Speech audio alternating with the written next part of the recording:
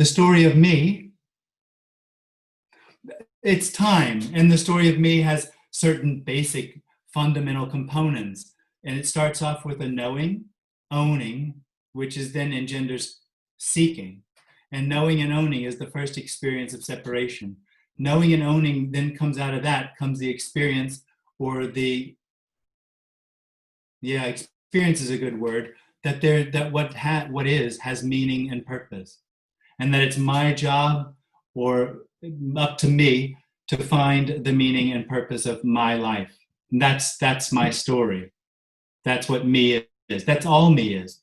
And me, if you bring it down to what's happening, it is right now there's a feeling that something needs to happen for this to be what's longed for. And that's the illusion. Nothing has to happen. Well, I've actually just written an article on that, which hopefully I'll be done with soon, about how non-duality, the advaita, has been appropriated by spiritual teachings and therapies as to take it, you must be taking it as a sort of a philosophy for you to think that you could apply it to something. And from this point of view, is that's a complete misunderstanding of what's being suggested.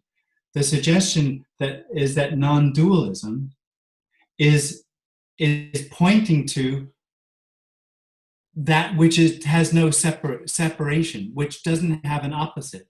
It's pointing to what is already, not what could become, or not something that's missing, or not a state that can be found. It's pointing to what is already.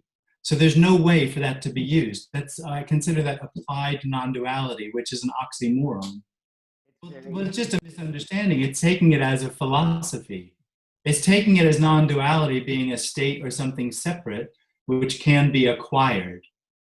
It actually is taking prisoner the individual, because it suggests that there's a real individual, which there's a real problem, and through its free will of its own, it will be able to find what it's looking for. So it takes it prisoner.